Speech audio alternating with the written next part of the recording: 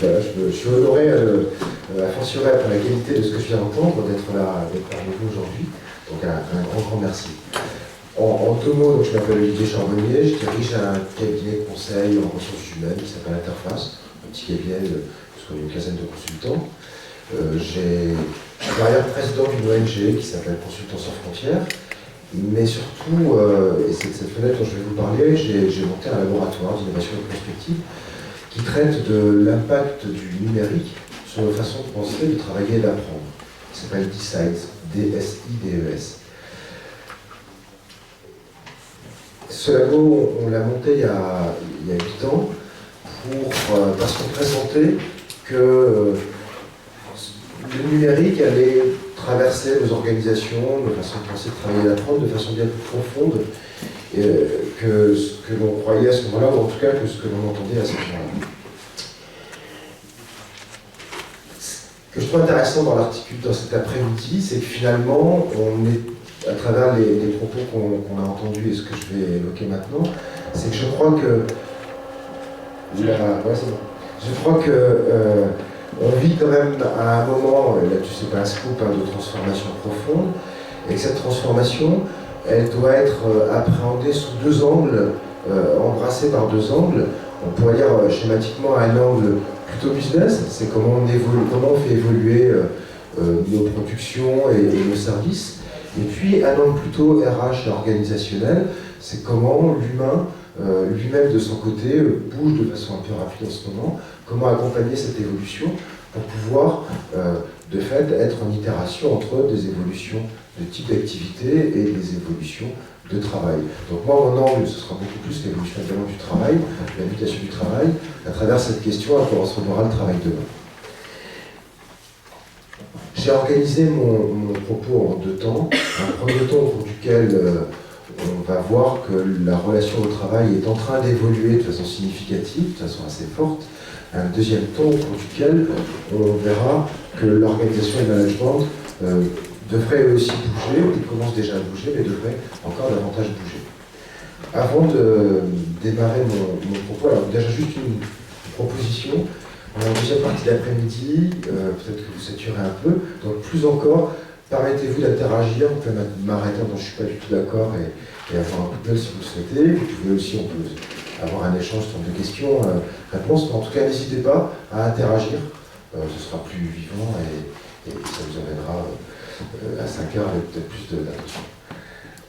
Trois précautions. La première précaution, c'est que on va évidemment parler de l'impact du numérique sur le travail, mais finalement, ce qu'on appelle la révolution digitale, ou cette digitalisation en marche, s'inscrit dans un mouvement plus large, on pourrait dire porté par deux autres mutations, la mondialisation qui déjà est bien ancienne, mais qui continue à faire son chemin, et qui est accélérée par cette digitalisation, et la tertiarisation, avec en son sein toute une économie de services qui se développe, et qui, là aussi, évidemment, a des impacts forts sur le travail, et donc sur la mutation de nos façons de travailler.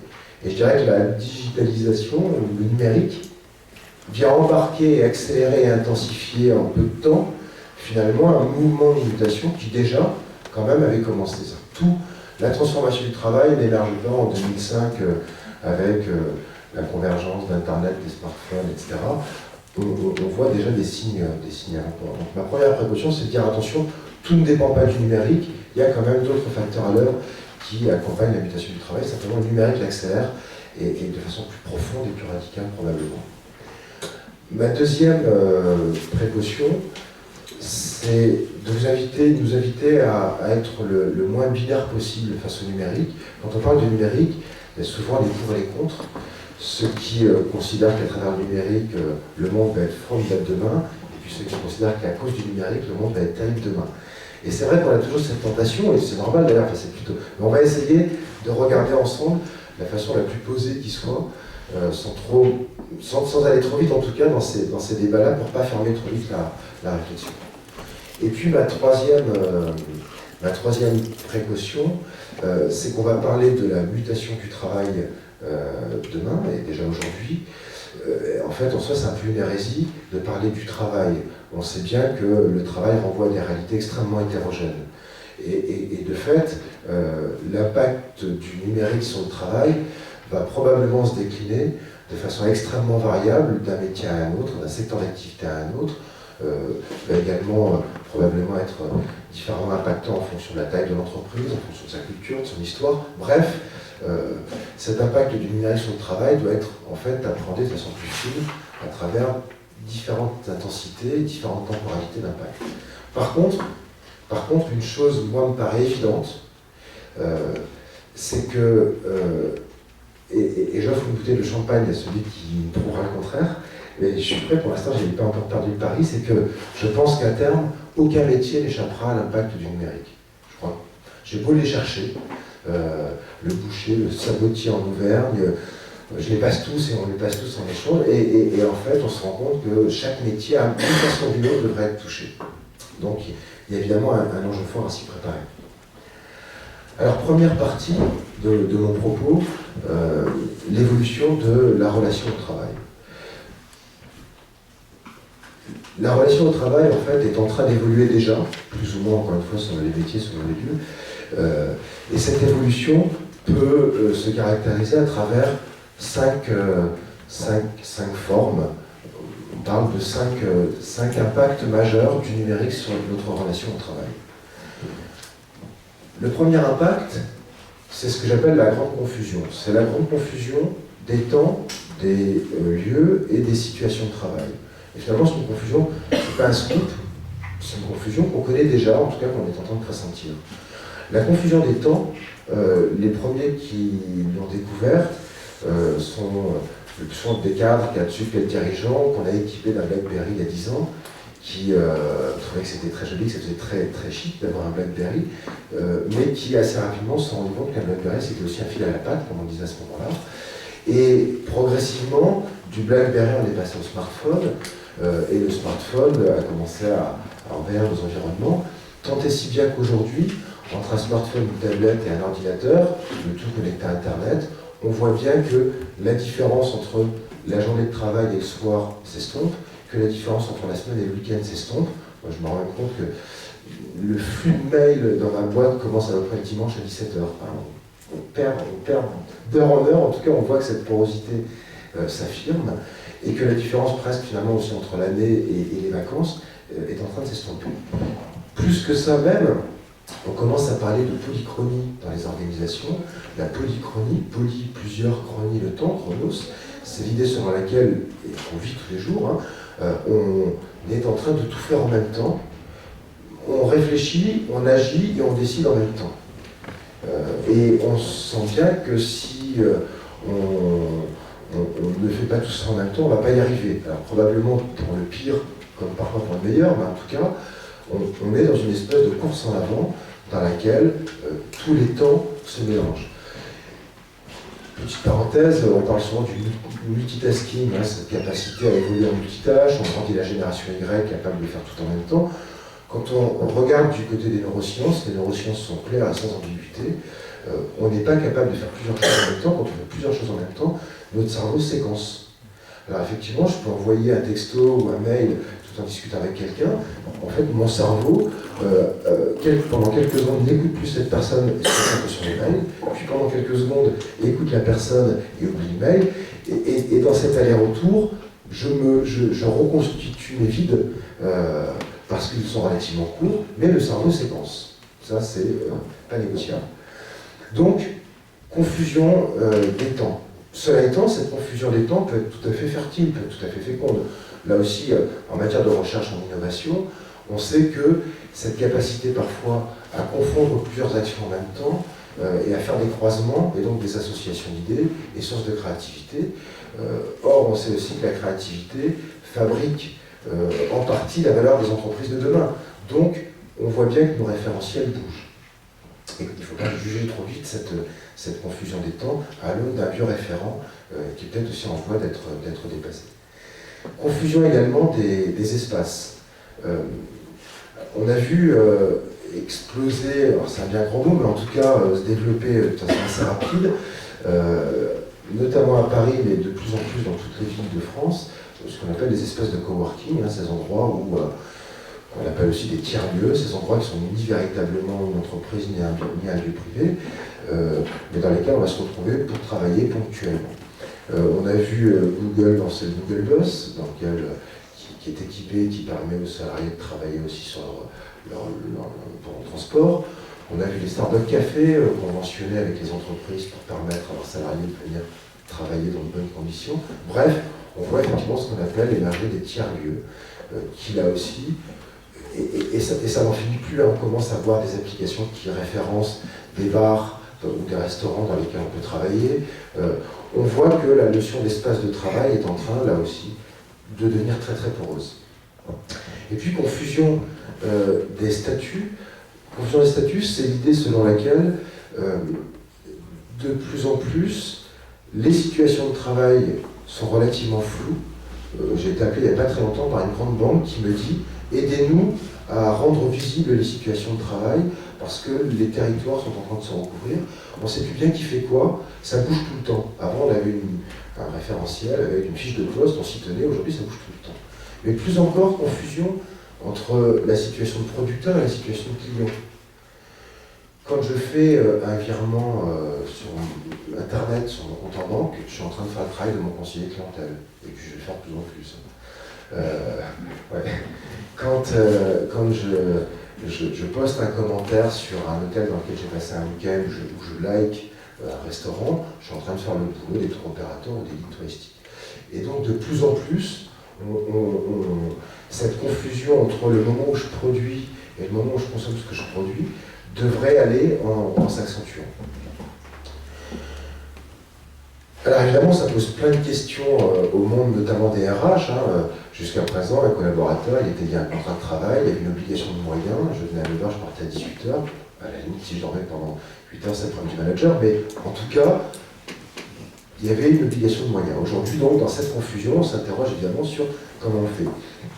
Cette confusion, évidemment, elle signe une rupture forte avec le taylorisme, puisque le taylorisme, on en reparlera un peu en filigrane, et plus largement les entreprises industrielles, enfin, les entreprises du XXe siècle sont marquées par une ambition forte, et on va vraiment y revenir au fil de mon propos, qui est le contrôle de l'aléa. Tout ce qu'a fait Taylor, et dans son sillon fort, des failles de la France, etc., tout ce qu'il a raconté, visait à contrôler l'aléa de l'artisan, qui parfois est un peu volatile, et sur qui on ne pouvait pas toujours compter. Or, à partir du moment où on a cette porosité d'étendre des espaces et des situations de travail, on voit tout le poids de l'aléa revenir. Et pour ceux qui ont expérimenté, quand on parle du télétravail, c'est le meilleur exemple, c'est est-ce que le gars va travailler chez lui, moi-même, si je suis en télétravail, est-ce que j'ai vraiment la motivation de travailler comme j'aurais travaillé, est-ce que je travaille mieux, moins bien, etc. Bref, ça soulève tout un tas de questions. Deuxième impact du numérique sur le travail, sur notre relation au travail, c'est que, et là ça résonne directement avec tout ce qu'on vient d'entendre, c'est que notre lieu de travail, d'un lieu de contrainte, devrait devenir un lieu de ressources. Aujourd'hui, ça reste un lieu de contrainte. Il y a un dress code, il y a des horaires à respecter, il y a des codes linguistiques à respecter, etc. Ce lieu de contrainte, qui est le lieu de travail, devrait plus tenir très longtemps dans cet état. Il devrait plus tenir très longtemps parce qu'il va nous sembler de plus en plus absurde, alors pas nous, parce qu'on a baigné, on a intériorisé la contrainte, mais ceux qui sont en train d'arriver vont trouver de plus en plus absurde de faire 1 heure de transport, de laisser au passage une empreinte carbone à laquelle on est de plus en plus sensible, encore plus à l'île et encore plus cet après-midi, pour arriver dans un open space dans lequel soit ils vont devoir chuchoter parce que ça ressemble presque à un mouroir, tellement il ne faut pas faire de bruit, soit au contraire, il faudra on met un casque parce qu'il y a tellement de bruit qu'il faut s'isoler. Et on revient le soir chez soi en se disant, j'ai perdu 2 heures dans les transports, j'ai fait la moitié de ce que je voulais faire, je serais resté chez moi en pyjama, j'aurais bossé 10 fois mieux, j'aurais moins pollué la planète et je serais reposé ce soir. Et c'est vrai en plus, puisqu'une grosse partie de notre activité, en tout cas pour les activités tertiaires, une grosse partie de nos activités permettent de travailler à n'importe quel endroit. Alors, fort de ça, certains, dont je fais partie, patron de PME, mais d'autres de petites boîtes, notamment dans les startups, ont dit à leurs collaborateurs, carte blanche, finalement, c'est absurde de vous demander de venir travailler chez nous, travaillez où vous voulez, quand vous voulez. Et puis, moi le premier j'en ai fait les frais, mais de façon plus médiatique, souvenez-vous, il n'y a pas longtemps, la présidente de Yahoo a dit « chiffre à la fin de la partie, maintenant, tout le monde au bureau ». Et pourquoi est-ce qu'elle a dit ça? Et pourquoi est-ce qu'on se rend compte de la limite aussi de ce modèle, aujourd'hui en tout cas? C'est parce qu'on se rend compte que cette confusion des temps et des espaces de travail, qui conduit les gens finalement à travailler de chez eux, génère des positions très individualistes. Et en fait, on a oublié qu'un espace de travail d'entreprise, c'est avant tout un collectif et une identité. Si on perd ce collectif et si on perd cette identité, on a des mercenaires. Et des gens qui ont du mal à y aller parce que on sait bien que moi, quand mes consultants reçoivent un projet, le gars tout seul, il me dit non, j'y vais pas, c'est trop lourd. S'ils sont 4-5 ou 3-4 à embarquer, il y a une espèce d'énergie qui fait qu'on y va. Et donc aujourd'hui, on est en train de travailler sur des pistes qui permettraient justement de transformer le lieu de travail en un lieu de ressources, c'est-à-dire en un lieu qui soit attractif. Alors, pour l'instant, on travaille notamment avec des archives, on va sur 4 pistes. La première piste, c'est de faire en sorte que l'entreprise soit davantage ouverte sur son quartier, sur son environnement immédiat qu'elle ne l'est aujourd'hui, avec une vocation ou en tout cas une responsabilité citoyenne qui peut se traduire par exemple par, et là on est ça va résonner directement avec ce que vous disiez tout à l'heure, j'ai quand même parfois des milliers de mètres carrés d'espace qui ne servent pas du vendredi soir à 18h au lundi matin à 8h. Est-ce qu'on ne peut pas les optimiser et permettre à des gens qui sont dans le quartier de les utiliser, au moins en partie, parce qu'on sait bien que c'est pas non plus qu'il y a des choses à protéger. Est-ce qu'on peut même imaginer que des entreprises conçoivent des espaces pour des associations de quartier, qu'on n'ait pas simplement besoin d'une maison des associations, mais que ces entreprises-là puissent partenariser avec des associations pour mettre à leur disposition le soir des salles de réunion pour les bénévoles qui veulent se réunir, etc. etc. On voit aussi tout doucement émerger des Fab Labs. Vous voyez ce que c'est des Fab Labs? Ouais. Ces unités, enfin, ces espaces de fabrication. On commence à voir des universités et des entreprises investir dans des Fab Labs qui soient accessibles. Alors pour ceux qui ne savent pas quand même, parce que sinon c'est un peu le concept, un Fab Lab c'est un endroit dans lequel on va trouver en principe trois machines, une imprimante 3D, une machine à découpe laser et un ordinateur avec équipé de logiciel en 3D. Et le principe c'est, j'ai cassé la poignée de ma machine à laver, évidemment le producteur ne la refait plus pour faire tout ce qu'on s'est dit tout à l'heure, je vais au Fab Lab et là on m'aide à dessiner à nouveau cette machine, cette pièce, on va l'imprimer et je sors avec ma pièce. Le dessin est balancé en open source dans le réseau mondial des Fab Labs et on voit poindre comme ça une forme d'économie. L'intérêt qu'a l'entreprise d'ouvrir, de mettre attractive ces espaces à son environnement, créer des Fab Labs, c'est de créer une espèce de sortir de sa consanguinité et d'avoir des salariés qui vont être confrontés à d'autres cultures, à d'autres personnes et qui vont à travers ça aussi pouvoir mettre en place des projets auxquels on n'aurait pas forcément pensé. Je n'ai pas le temps de vous donner des exemples, mais on commence à en voir point. Autre élément d'attractivité, c'est le fait dans une entreprise de concevoir des lieux collectifs, des lieux réservés aux collectifs. Moi aujourd'hui, il n'y a pas un seul espace collectif, il n'y a pas une seule entreprise dans laquelle je me rende qui propose un espace dans lequel on peut se réunir à plusieurs qui sont vraiment agréables. Soit c'est des pièces aveugles, soit c'est bourré de fils électriques, soit il faut la réserver 3 mois à l'avance, soit c'est un aquarium au lieu d'un open space, mais en tout cas, moi il n'y a pas vraiment d'espace qui me donne envie de travailler à plusieurs. C'est un peu paradoxal puisque pour autant, les entreprises n'ont jamais autant parlé de collaboratif, etc. Troisième élément d'attractivité, à l'inverse, permettre aux gens qui veulent s'isoler du bruit, d'être dans des espaces qui sont un peu cosy, à l'image d'une bibliothèque anglaise, ou en tout cas un espace dans lequel je puisse ne plus rien entendre, dans lequel je puisse me concentrer. Et plus nous pouvons voir sur la planète, on peut vraiment se couper du reste du monde quand on a besoin de se concentrer plusieurs heures. Et puis, autre élément encore d'attractivité, des espaces dans lesquels on puisse faire, dans lesquels on puisse produire de la vidéo, donc de l'image, du son, de la matière. Pourquoi? Et là, ça m'amène à la troisième mutation, au troisième impact du numérique sur notre relation au travail. Pourquoi? Parce que de plus en plus, l'entreprise va devoir se mettre en scène et l'individu va devoir se mettre en scène. Alors cette mise en scène, qui peut heurter, choquer, agacer, D'abord, la mise en scène de l'entreprise, pourquoi? Ou du travail de l'entreprise. On dit de plus en plus que la société devient cognitive et que dans son sillon, le travail devient liquide, le travail se liquéfie. Et effectivement, aujourd'hui, quand on entre dans une entreprise, quelles que soient les entreprises, en fait, on voit quoi? On voit des gens derrière des écrans. Il y a des gens quel que soit le métier qu'on fait, de plus en plus, alors pas partout, mais quand même de plus en plus, on a une courbe de carcérisation d'activité qui se traduit par des gens derrière des écrans. Et de plus en plus, il y a un enjeu à donner à voir, un travail qui est invisible, un travail qui est en tout cas liquide. Se donner à voir doit compter à la fois pour les salariés, pour faire l'exemple de tout à l'heure, mais aussi pour les clients. Un service qui est invisible, il finit par plus forcément avoir de réalité. Et donc il y a un enjeu fort à concrétiser, à matérialiser une production qui est transparente. Je prends un exemple tout bête. Il y a 15 ans, quand on me demandait de faire une étude prospective sur l'évolution d'un métier, je rendais un rapport de 50 pages, j'avais des professionnels qui le prenaient. Je ne dis pas que tous le lisaient avec passion, mais en tout cas, on apporte une matière qui n'existait pas. Aujourd'hui, si j'arrive avec le même rapport, tout le monde s'en fout. Parce qu'il y a une telle abondance de connaissances déjà, d'informations, et une telle saturation que mon rapport, c'est quelques signes parmi d'autres. Donc, moi le premier, aujourd'hui, j'ai besoin de travailler à la mise en scène de ce que je produis si je veux intéresser, capter l'attention de mes auditeurs. D'ailleurs, il y a tout un courant, notamment à l'économie, autour de ce qu'on appelle l'économie de l'attention, qui est comment je capte l'attention. Et capter l'attention, c'est notamment beaucoup par de la production d'images, de sons, de matière. Vous savez, notamment, c'est un petit bouquin que je vous conseille qui s'appelle L'éloge du carburateur de Peter Crawford. Alors, je m'arrête 3 minutes pour vous raconter l'histoire parce qu'elle illustre bien ça.